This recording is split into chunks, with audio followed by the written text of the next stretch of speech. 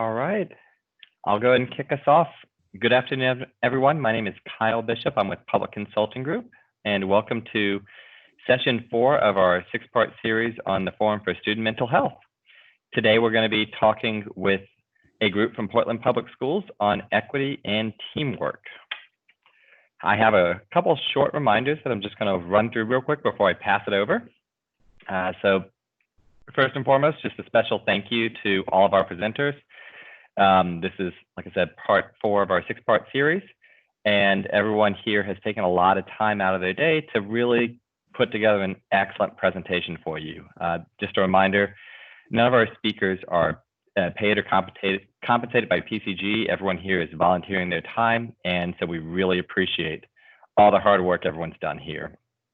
If you have an idea or suggestion for a topic, or just something that you'd like to kind of reach out to me upon, feel free to use the chat box or email me directly at kbishop@pcgus.com.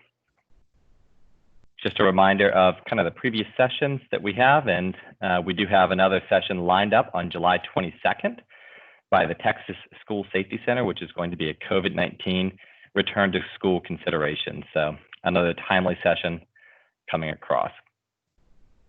With that being said, Jim, I'm going to go ahead and turn it over to you to kind of share your presentation and let you introduce the team. Great. Hello, everyone. My name is Jim Hansen, and I am the school psychologist at Lincoln High School in Portland, Oregon. And I am going to go ahead and start presenting and introduce to you the members of our team. First off is Amy Rona, Myla Rodriguez-Adair, and Joel Warnock from our Portland Public Schools Student Success and Health Department. They'll be speaking on our district supports for suicide prevention and also for threat assessment and student support. Ryan McCants is joining me. He is a teacher at Lincoln High School, and I am the school psychologist. We'll be traveling through this PowerPoint rather quickly today. We really do want to give you an overview rather than get into many of the details of what we do, and that is, this is a list of our learning objectives. First, that you'll understand our district supports for threat assessment and suicide prevention. We'll talk a little bit about Oregon's suicide prevention policy law, ADDIES Act, which is really helping all of the school districts in Oregon prepare and implement suicide prevention for all students. Then we want to show really what the interface is between a school district and the school district policies and procedures and individual school buildings. How we use our multi-tiered system of supports to provide that suicide prevention and the threat assessment, and also the other programs that support our youth. We also want to make sure that our efforts are centered in racial equality and to discuss how we view that, how we try to incorporate that into all aspects of our work. And finally, the role of program evaluation, not only at the district level, but within an MTSS at the local level. So I will turn the time over to Amy Rona. Thank you, Jim. So our team was talking earlier about how tricky it is to present virtually like this because we can't see the group that we're talking with today. So we would love to take just 30 seconds to get a sense of who's in our virtual room. So if you feel comfortable writing in the chat what your role is in your school community, that would be fantastic. And then I think Kyle will read to us some of the different roles that people play who are attending here today.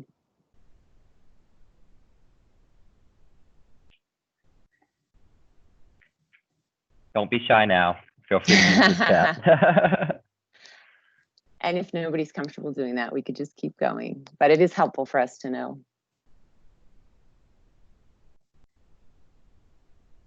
Looks like no takers yet, Amy, if you want to go. Okay, that's okay, sure. Oh, so here they come. Director of Safety and Security from Lee County, Florida. Student Support Services Supervisor from Seattle Public Schools. Awesome. Thank you both. Yeah, Thanks. It's nice to have you and everybody else here today. So to give you a sense of our district, we have 50,000 students approximately in Portland Public Schools and about 80 school buildings, programs. Our student demographics, our racial demographics are, let's see, 9% of our students identify as Black, 16% identify as Latinx, about 1% identify as Pacific Islander, I believe 6% identify as Asian, approximately 1% identify as Native American, 10% is multiracial, and then 57% identify as white. So to give you a sense of our numbers and our racial demographics as we move forward in talking about our district today. Mila and I are going to talk specifically about suicide prevention and intervention work that we do out of our department. But I think it's important to know, again, a little bit about what's going on in Oregon. And of course, you're going to have different stats in your states. But the last data that was collected or that we have available to us is in 2018. There were 129 Oregonians aged 24 and younger who died by suicide. So that is 129 too many people. And it's incredibly concerning. So that's part of what guides our work. The other part of what guides our work and helps us do responsive work is understanding from our students how they're feeling when it comes to suicide prevention and intervention. And we last year had the opportunity to have a couple thousand of our high school students take the Youth Risk Behavior Survey.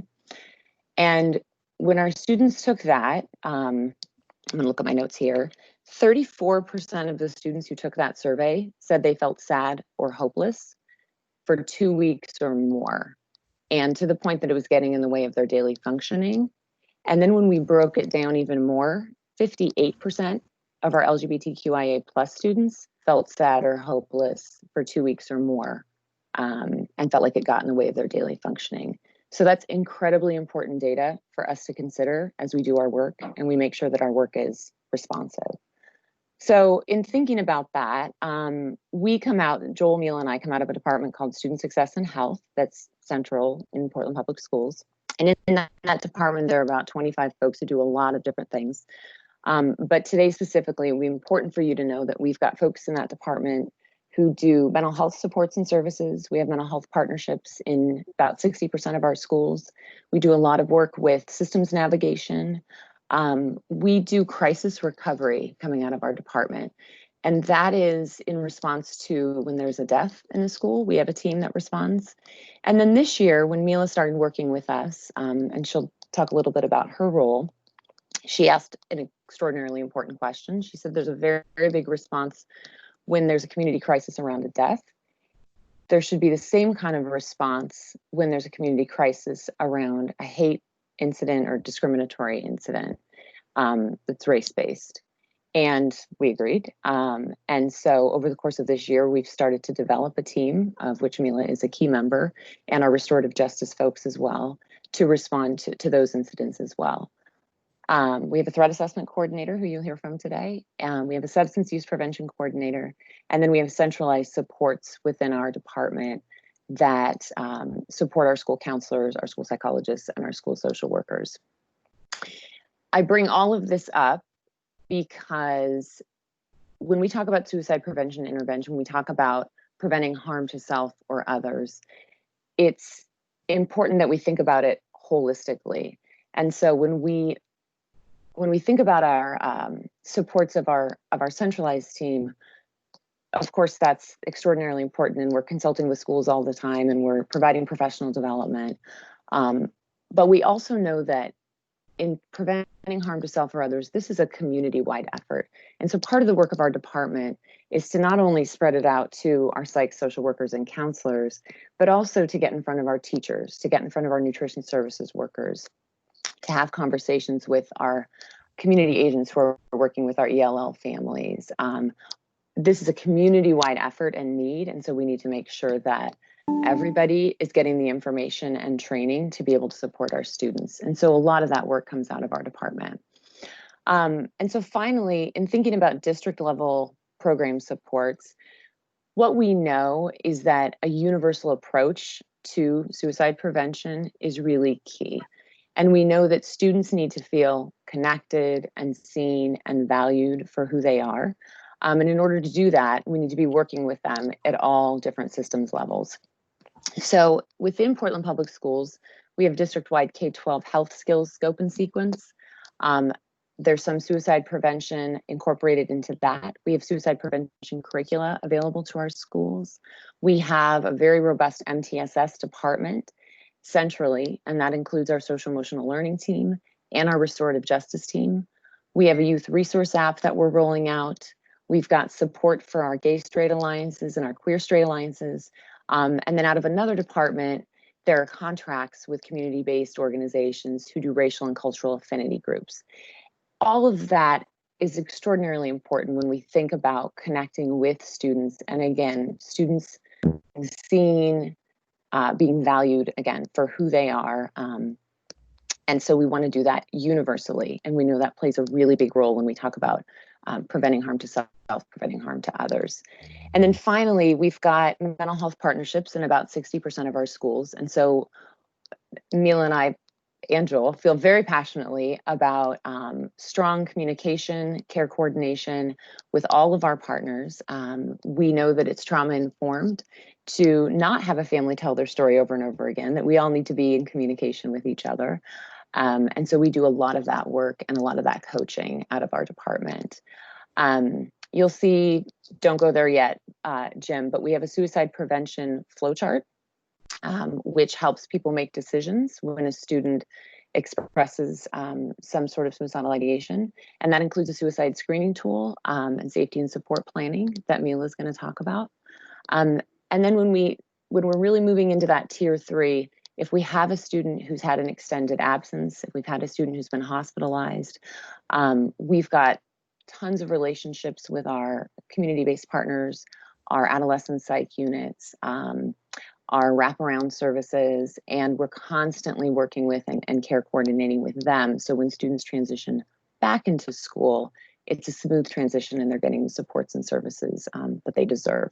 And so some of this work comes out of our department. Some of this work is collaborative with other departments within the district, but we see it all as being essential to preventing harm to self or others.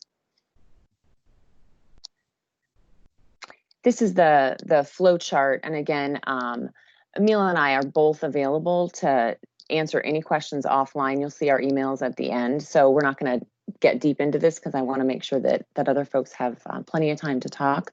But this helps people make decisions. When a student expresses that ideation, we have a COVID adapted version as well.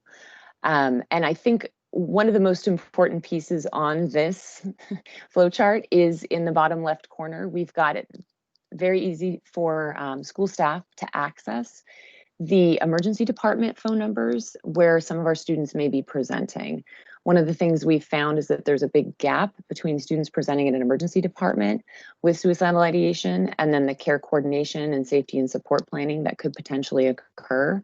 So we're always encouraging our school staff to be calling ahead, talking with those teams and making sure that our students are seen again for who they are, and that those teams understand kind of who's standing in front of them and how we can collaborate in order to best support them. And Jim, yeah, so that's the COVID adapted version. And again, happy to answer questions offline about that, or if folks want to copy and adapt it for their own school system, we're always happy to share. Okay, Mila. Good morning, everyone. Again, my name is Mila Rodriguez-Adair, and I'm a district-wide school social worker with the focus on supporting PPS staff, students, and families that identify as BIPOC and LGBTQI+, including the implementation of our suicide prevention intervention policy. Amy has done an incredible job in talking a lot about the way that we have collaborated as a team. And so as you can see, this suicide screening toolkit or toolkits were done in collaboration with Amy and I and our school psychologist technical advisor. And this came about knowing that many folks called to consult about how do I have this conversation with the student and or this parent / guardian in regarding suicide screening. And so part of it was, how do we provide tools to our staff during COVID-19 times, but mostly how do we provide knowledge that is already on paper in a way that's responsive to all staff. And so the purpose of these toolkits are to provide guidelines that can be used as a resource to them as the screener have conversations with the students and the families, and ultimately to fill out the suicide screening form.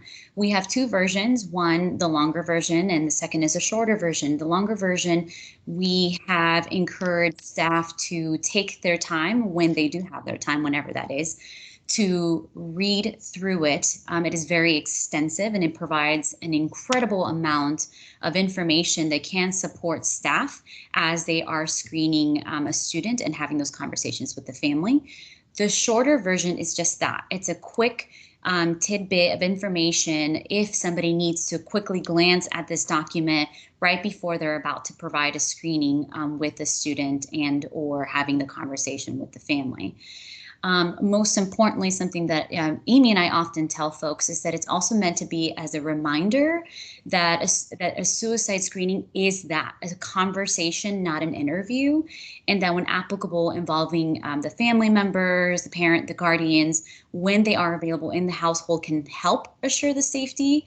Now, I will have to say that this work has been a little bit more difficult virtually, knowing that we definitely have had to encourage our staff to think a little bit differently. And one example is that folks called a lot to consult with me on. There's a student who identifies as LGBTQIA+ and does not feel safe in their own house and disclosing how they identify. So how do we screen somebody who's experiencing suicide and does not feel like they can get the appropriate help at home due to living in a home that doesn't allow them to come out safely? And so there's been a lot of consulting around that. However, what these toolkits do offer is guidance for student screening in conversations, basic screening guidelines during the COVID-19 times. We also offer very specific assist training terminology and information in the long version, knowing that that's the training that most of our staff receive. We wanted to make sure that that language was also mirroring that. We also offer example questions that screeners can use along the way when they're gathering information for their screening, mostly because that was a lot of the questions that we ask. What do we ask? What do we say if and when? Because it's not meant to be a linear process. It's, again, meant to be a conversation, and that we have to address screening holistically with the family and a guardian and a student. Then based on that information, we help them gather the responses to their questions that assess risk to self and risk to others. And in addition to that, we offer examples on how to have conversations with the family or the caregiver, knowing that many of the folks may not be as practiced and so need a little bit more support in saying, what do I ask the parent? One of the things that we have also added in these guidelines were an addendum to cultural considerations. We do know that, when we are trying to put the racial equity lens on, we have to understand that suicide does feel differently when it comes to different types of students. And so one of the things that we wanted to make sure was to provide information according to the minority stress category of the culture theory and the model of suicide. And so we gave very specific guidance around what they could potentially ask if it's in regards to their sexual orientation, the color of their skin, discrimination, and that all leading to their experiences of suicidal ideation. Mostly because we do live in a very white state, and a lot of our staff are white and don't necessarily mirror our student population. We are definitely working on that, and that's definitely something we have to, we have more work to do on that. And so understanding what those concepts are in regards to our students of color assessing risk is super essential. And so that will lead into the Google form that we supported in creating as well. So all that information, once collected, they can fill out the Google form after the fact, and that will automatically email them the actual suicide screening form along with the at-home safety and support plan that they can send over to the student and the family. And according to staff, the Google form has been easy to use, easy to follow, and much more tangible for them to send to families. Next slide, Jim. Okay, I will speak as fast as possible. We are here today also because of Addie. Senate Bill 52 here in Oregon is called Addie's Act. It was passed in 2019 and is legislation that is backed by the family of Addie Staub, a student at Grant High School in Portland who identified as transgender and died by suicide in 2017.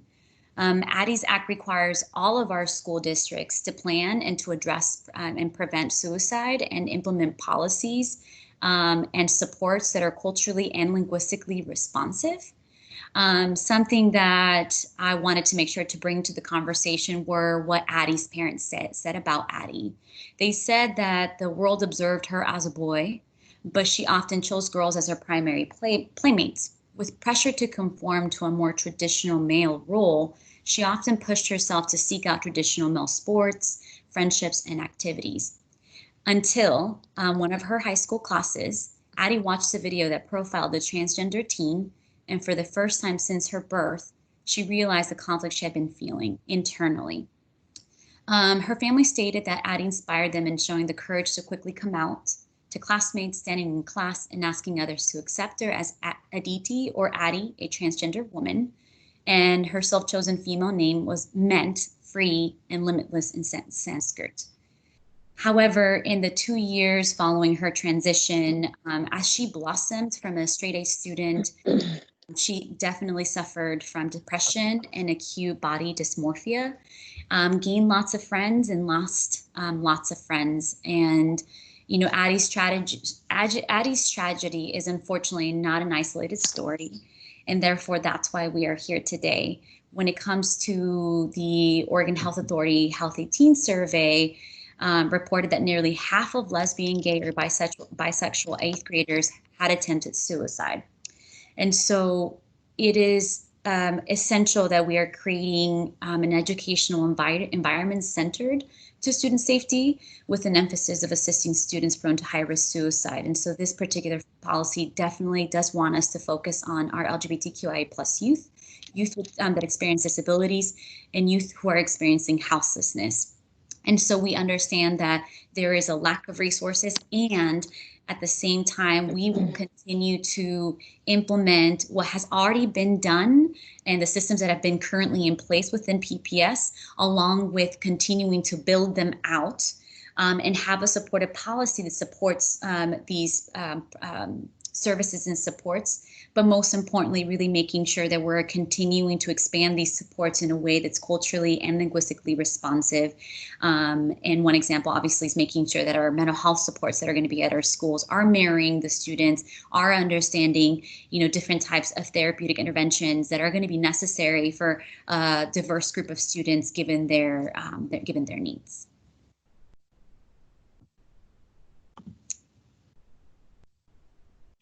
Yeah. Go ahead, Joel.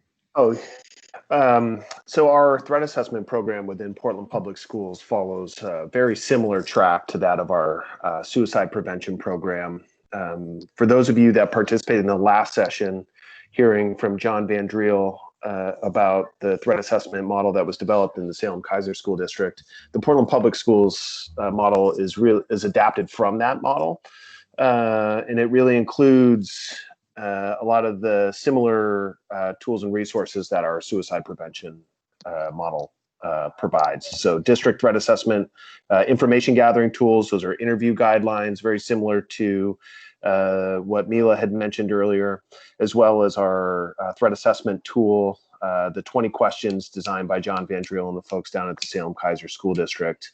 And then once we've identified our areas of concern, a robust multi-tiered system of supports as a way to address the identified concerns from our threat assessment model. So again, a parallel program, a parallel procedure aimed at identifying students who are at risk of committing or causing harm to themselves or others, and really funneling them into the level of supports we have within our school district. Jim, do you want to tell us a little bit about how that looks at Lincoln High School? Sure. We are now going to transition from examining our district level supports into what does that look like at a high school in Portland. So I'll tell you a little bit about our story at Lincoln High School. I've been at Lincoln since 1999, and from 1999 till 2007, suicide was our leading cause of death among our students. We would lose a student almost every year. Suicide, thoughts of suicide, self-harm are very much a part of the culture, unfortunately, at Lincoln. And we do have about 40 parent meetings per year with a parent, with a student, with a school counselor, and me for issues of repeated cutting, serious suicidal ideation, hospitalization, or suicide attempts. So we took a look at that data and said, well, what do we need to bring in to support our kids? And we saw that within the context of a multi-tiered system of supports. This is Lincoln's MTSS. We are also going to give you a very big picture today, an overview. So I'm not going to get lost in many of these details. I will say that the PowerPoints around these programs are available on my website at Lincoln High School, School Counseling, and the School Psychologist's Corner. So and that address is included at the end of this PowerPoint. So if you want more information about any of the programs that are listed on this MTSS, feel free and visit that site. I will show you how this breaks down. Most of you are very familiar with the triangle, with the three-tiered system of supports. On the right side, you see our academic supports. On the left side, you'll see our social and behavioral supports. And we have academic and social behavioral supports at each of the three tiers. Programs that, Tier 1, programs that all students access. Tier 2, programs that some students access. And at Tier 3, programs that a few students access. Interestingly enough, our numbers at Lincoln do mirror the classic percentages as far as students that need those particular programs.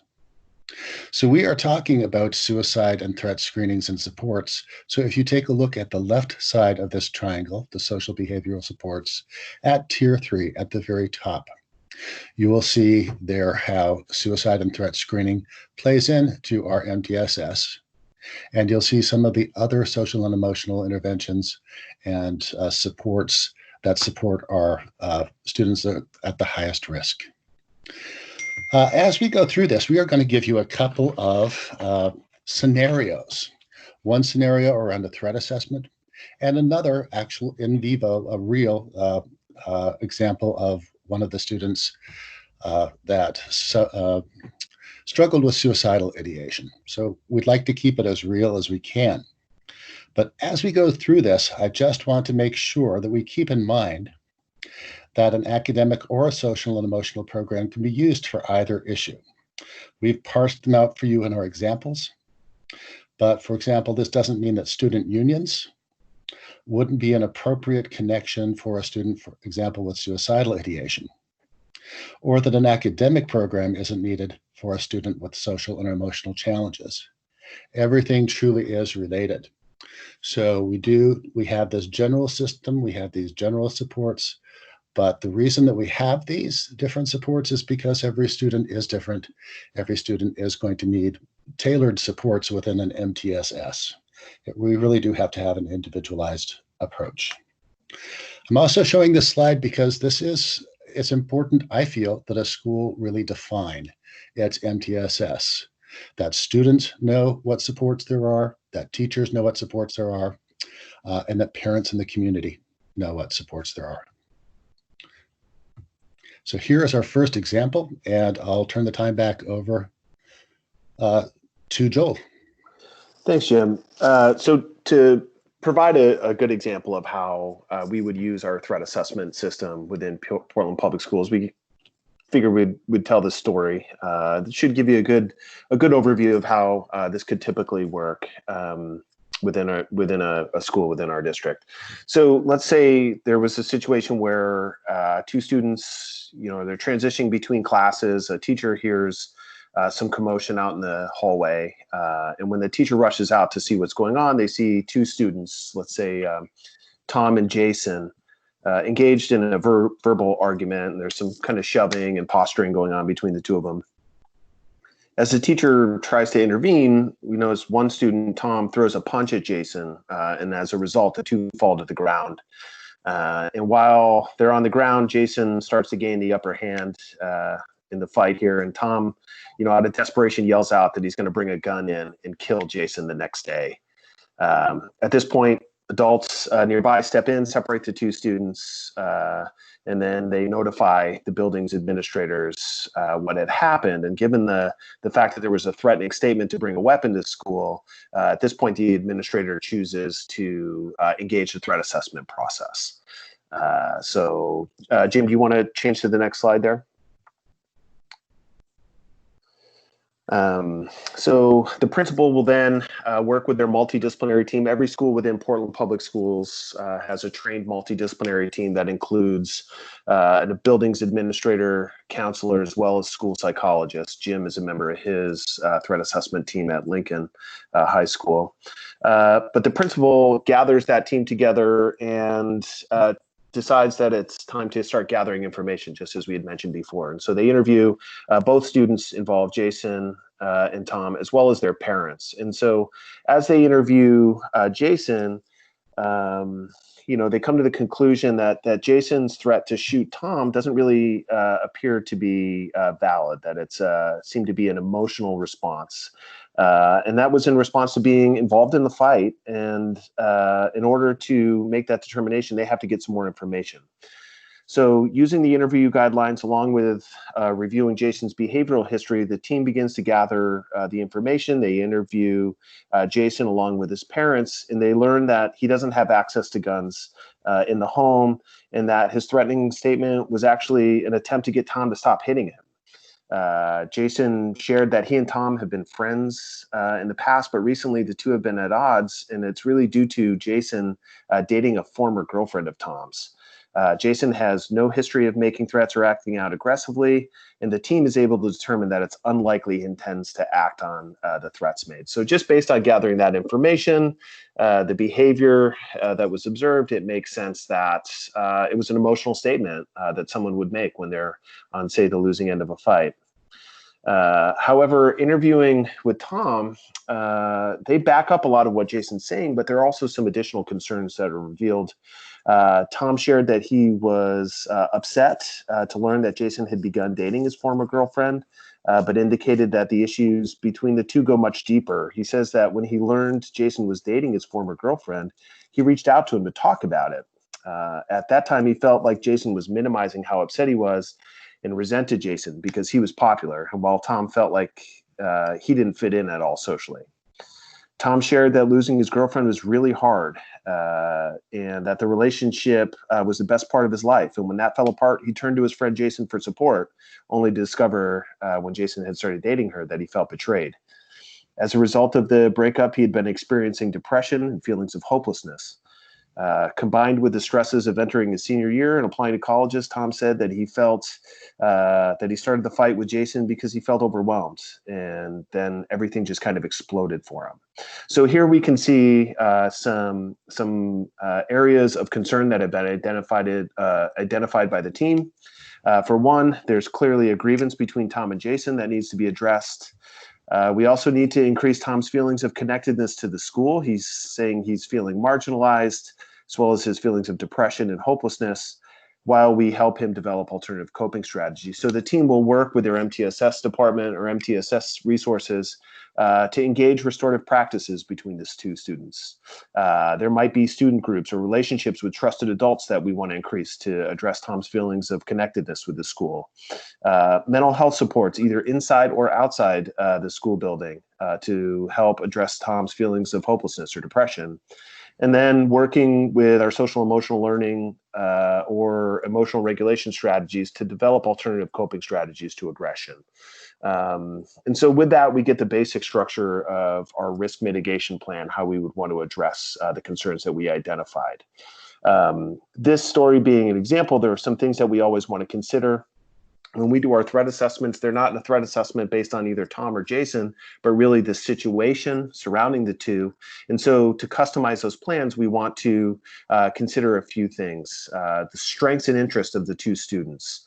We want to find out how we can build on those. We want to consider racial and ethnic cultural affiliations and how that could be a support to both students as well as their eligibility for special education or 504.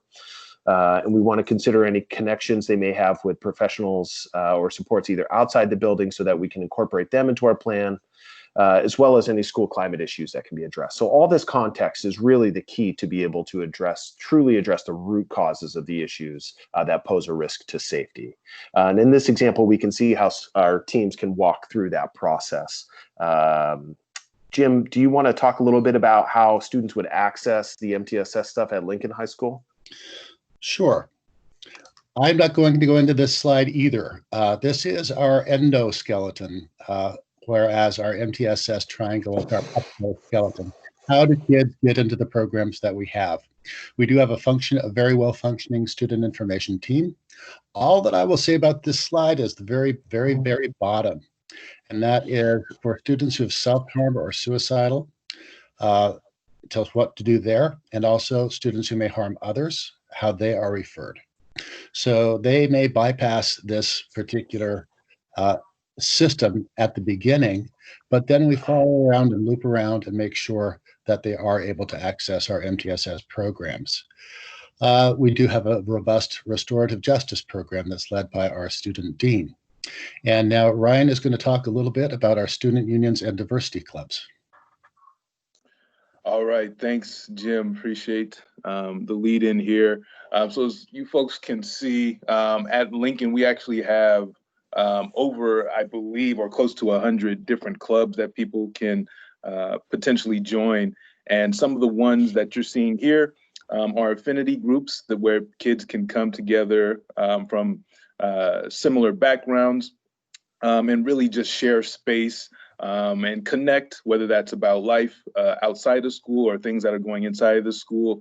And those are also safe spaces when things like a lot of the craziness that is going on in our world right now with the protest and the repeated killings of unarmed Black men and just people of color in general. So when those things are happening, this is actually a place where folks can come and meet and have community and really connect with other people. This was actually one of the pictures that you see here is of a student that is part of Brothers of Color. That was something that was started by James McGee about 4 or 5 years ago. Could be a little bit longer than that. But essentially the group was born out of a need to talk about a lot of the things that I mentioned. Some of the major cases around, I believe it was Michael Brown at the time. This was a place where young Black or any student of color that identified as male could come and just talk about some of the things that they're noticing in school and in their world. So it's very important, like many of the people mentioned before, it's a place for these kids to be seen. And they do a variety of things. They go on trips. They go shadow people for jobs and things along those lines. So we have a Brothers of Color. We also have a Sisters of Color, both of which are very robust and cross a lot of the the background lines that we see here. So a lot of those students from the groups listed on the left there will join either of those groups and be a part of them. But yes, a lot of these groups and clubs are part of that tier 1 and tier 2 process, like James was referring to. You can hit that next slide, James. All right, and so I'm in the social studies department and I teach ethnic studies. One of the things that we do is try to help students make sense of the world that we're living in and the things that we're seeing as we kind of move through our own history here and draw some of those connections. We like to celebrate some of the positive things, some of the people that have influenced our country and our world in a variety of ways. And we also take a racial lens. So we really take time at the beginning of the school year to dissect what is race, how does that show up in the United States, where are the origins of that, so kids can start to piece together the world that they're currently living in. Another thing is the equity work. I'm personally not somebody that heads that work, but as somebody who has been at Lincoln for about 5 years or so, the equity leadership is great. And to be very transparent and honest, not everybody in the building is gung-ho about it and happy that the work is taking place, but there's been a lot of shift within the past few years of folks really taking that work to heart and wanting to move the needle in the right direction. So we tried to take what we learned in our meetings to the classroom. And as you can see there, we try to teach with a trauma-informed lens with peace, justice, equity, and inclusion as very important aspects of that. So I actually got a jet in a few minutes. I am in a class right now, but I appreciate you folks giving me some time. Thanks so much, Ryan. We really appreciate you being here. Some of our other Tier 1 programs at Lincoln are our research-informed student-led anti-bullying. This Oregon School Wellness Survey and the Oregon Healthy Teen Survey are really our versions of the Youth Risk Behavior Survey. And not only do we want to work with students and help students lead anti-bullying, we want to help them also with their program evaluation to make sure that what they're doing is effective. And this is just some of our program evaluation for our anti-bullying program not this past year, but the year before. And it's nice to know that those rates are coming down. For a good 10 years, from 2007 on, we had really significant decreases in our amounts of bullying or reported bullying by students. In 2016, 2017, those rates went up along with the rest of the nation. And now we had to revamp our anti-bullying program, go back to the research. Our kids did a literature review and said, what do we need to do to make a difference now? And it worked. So the power of our students is amazing. They do care about our culture.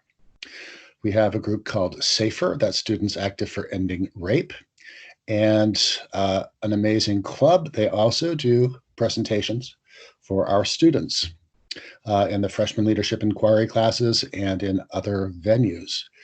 Oregon has 37 different health standards around the issue of consent and sexual assault.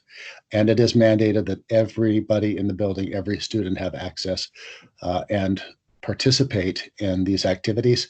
And we have really taken advantage of the students' own passion in addressing these issues. And so many times the students can really relate to other students. So they do a much better job in many instances than we ever could.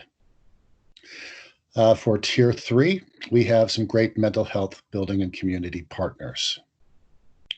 We are also including our school nurse in this list because our school nurse spends about 66% of her time in mental health services rather than physical health services. We do not have time for this scenario. I am going to put a link to a KGW news article, not an article, but a TV clip that shows our suicide prevention and our comprehensive school-based DBT program. Unfortunately, we just don't have the time to go over that, but I will put it in the chat. What is nice to know is that some of our efforts are being recognized by the community. They are picking up on this. And that our students and our parents also feel good and okay about speaking out on some of these subjects. So this would be an example of a student who had suicidal ideation. At our Tier 1, we decided to bring in the response program. It's called Response High School-Based Suicide Awareness Program. And we figured, if we want our students to truly be empowered to notice the signs of suicide and depression and to know what to say and where to go, well, we really need to be able to provide that information to them. So that's what we've done. And we've done that since 2007, 2008. And through that program, we have students bringing down other students to our counseling center. They've been able to ask the question, are you thinking about suicide? And then to follow up. And this is one of the programs that's decreased our suicide rate to near zero at Lincoln over the past 13 years. This is some of our program evaluation from our response program, from our health classes. Here you'll see just the level of skills that our students had going into the suicide prevention program. Those are the blue lines. And then you'll see the level of skills that people had after that program. And as you can see, there is a lot of student growth. Students really do learn the suicide prevention skills that we teach them, particularly if it's a good best practice, a good evidence-based practice. So we are feeling really happy about the results of our teacher-led suicide prevention programs.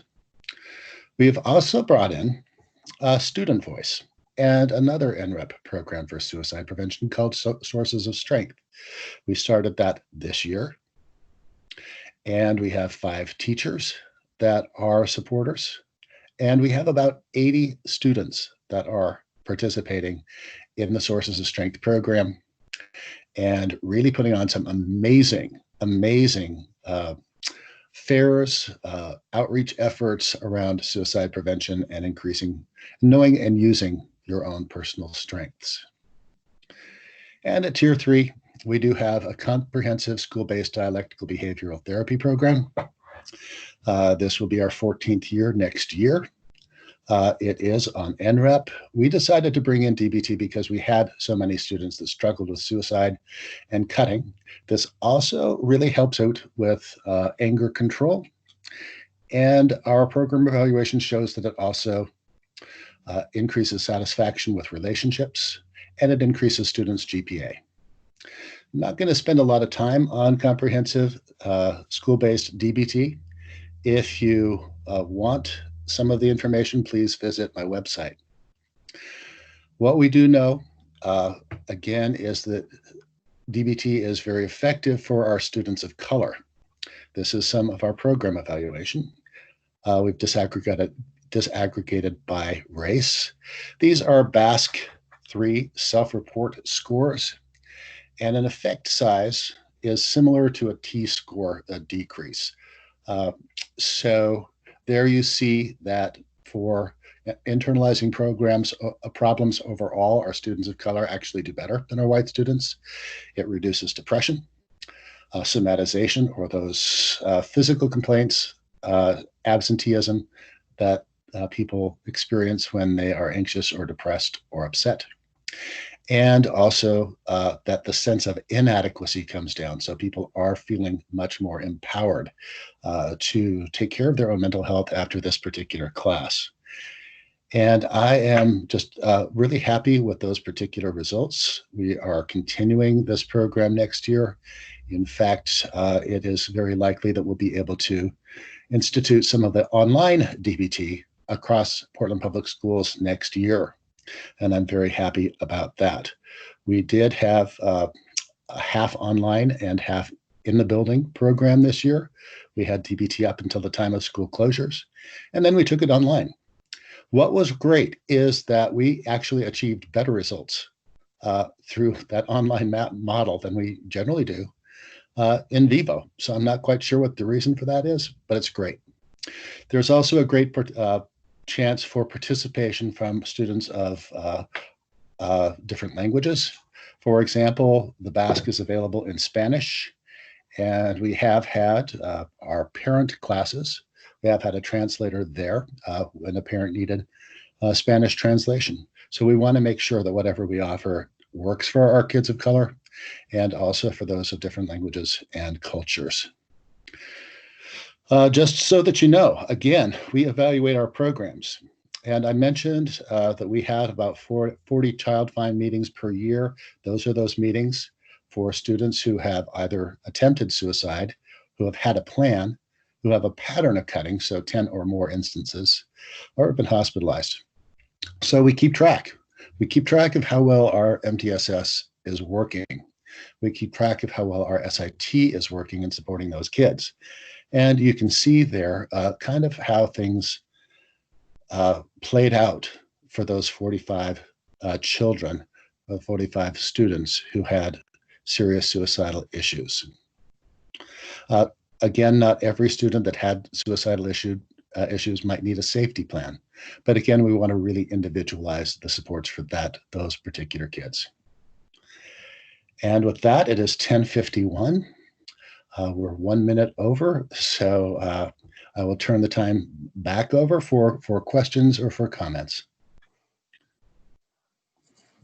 Great. Thank you so much, Jim. I do have a couple questions that came in that I'll just kind of pose to the group here. The first one is, how long did it take to mature your MTSS process? Thank you for that question. Our MTSS that you see right now, that particular triangle, took about 13 years to develop. This is not something that happens overnight. It is very much a process, working together, doing needs assessments, working together with our stakeholders, and bringing in programs as we are able to support them. Our first programs that we brought in 2007 were the Response program, the high school-based suicide awareness program, and DBT. Those programs have been up and running for 13 years now. The other programs joined our MTSS as they went through our vetting process and as we were able to also find ways to evaluate them. But please do not be intimidated by that slide that we showed about our MTSS. It is the result of over a decade's worth of work. Great, thank you. Kind of on that same vein, where do you plan to go from here with your process? What would you do if you could do anything to kind of take it to the next step? That's a great question. I think one of our considerations is sustainability. So many times in education, there are fads or programs that come through. They will be with us for 2 to 3 years maybe, and then they will go away. One thing we want to really do, the first thing we want to do is to make sure that if our programs are working, that we continue to support them. The next is there are so many areas for really drastic improvement, I think, throughout our MTSS, throughout our school. This year, we brought in 5 different new MTSS programs, 5 new SEL programs. I think for me, one of the things that I'm really excited about is working on a Native American-based health and wellness program that we would be using in our health classes. It's called Discovering Our Story for Schools, and it shows the Indigenous knowledge around things like dealing with depression and being happy, good relationships and avoiding domestic violence, things like healthy eating and avoiding diabetes, and things like really being able to have the social and spiritual supports to avoid substance use. So there are some amazing programs out there that are just waiting for us to be able to have the capacity to bring in. And I know that Mila and Joel and Amy probably have some examples of what they would like to do next at the district level as well. Jim, you know me so well. I think, yeah, I would like to reiterate that we're always thinking about a continuous improvement cycle. We're always looking for feedback from students, from families, from staff, and then constantly evolving in terms of our systems and our protocols and what's working and what's not working. We, in our department, we live often in these worlds of one foot in the community and one foot in education. And so we're constantly navigating. So we'll hear from our community mental health crisis team, hey, when your schools call, can you make sure they do this, this, and that? And our schools will say, hey, when we call the community crisis team, these things happen. So we're serving as a conduit so that we're constantly improving systems and increasing our supports for students and families. And with Addie's Act that Mila was referencing, we'll have increased access to our communities, to our staff. And so we will just continue to evolve and grow. A lot of our staff are trained, our psychs, counselors, and social workers in ASSIST right now, applied suicide intervention skills training. But we will continue to increase the number of people trained in ASSIST, as well as getting some mental health training out to all of our teachers. And other staff that I had mentioned earlier. So it is a continuously evolving process, and we're always looking for feedback and wanting to grow. Great, thank you for that. I think I have one more question, which is, what advice would you give to a district who's kind of on the other end of this and just starting their behavioral and MTSS process? I think from the school's perspective, it is really important to know what district supports are available. There are many supports that we have at Lincoln that are not available from the district, and we've had to grow those. It has been really important for our process just to really take a look at, first doing needs assessments, figuring out what our kids really need. And we do that through the Youth Risk Behavior Survey and our school climate surveys. We do not rely just on school climate surveys. We want to make sure that we have good information about the needs of our kids. Then the next step is to really examine evidence-based programs that fit the needs of our kids. I think so many times there are so many good intentions and so many programs out there, but we forget to take a look and see, does it work? So that is our second priority. Let's choose an evidence-based program that meets the needs of our kids. Then the next is running those programs by our stakeholders. At Lincoln, we use the whole child model. It's a very important model that identifies our stakeholders, including our health teachers, our nurses, our parents, our communities, our kids, our administrators, our school counselors and nurses, just everyone that has a stake in social and emotional learning and in academics. So we need to run those evidence-based programs by our stakeholders to see if they are acceptable to this school, to see if they're feasible, to see if they will fit. So we have three big steps before we actually implement an evidence-based program: needs assessment, choosing the program, and vetting it through our whole child model stakeholders. Then we can implement it and evaluate it and use improvement science to say, well, is it working? And if so, how do we sustain it?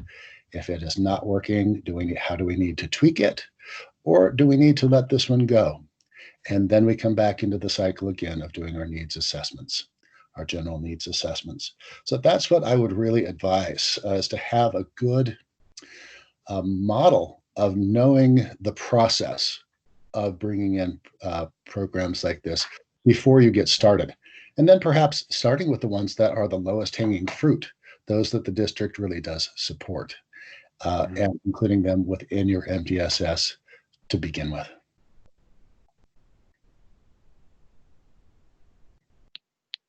And I think to reiterate that we're all available after the fact for folks to email, to have side conversations with. We're always learning from folks who are emailing us with questions. We've got questions right back at you about how you all are doing things. So we love having those conversations, within our state and nationally.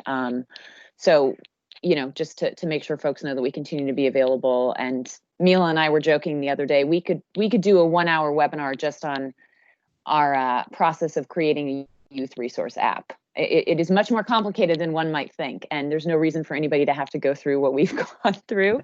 So I think anytime we can help support each other in this work, we're happy to do it. Great.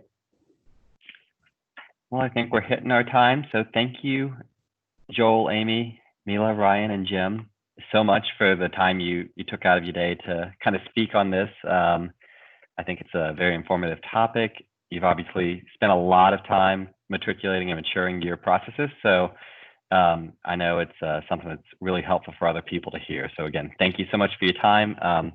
Quick thank you to Richard Purcell and Dan Wisman kind of for hosting the Forum for Student Mental Health. And again, to all of our attendees, thank you so much for joining us, and have a great rest of your day. Thank you. Thank you.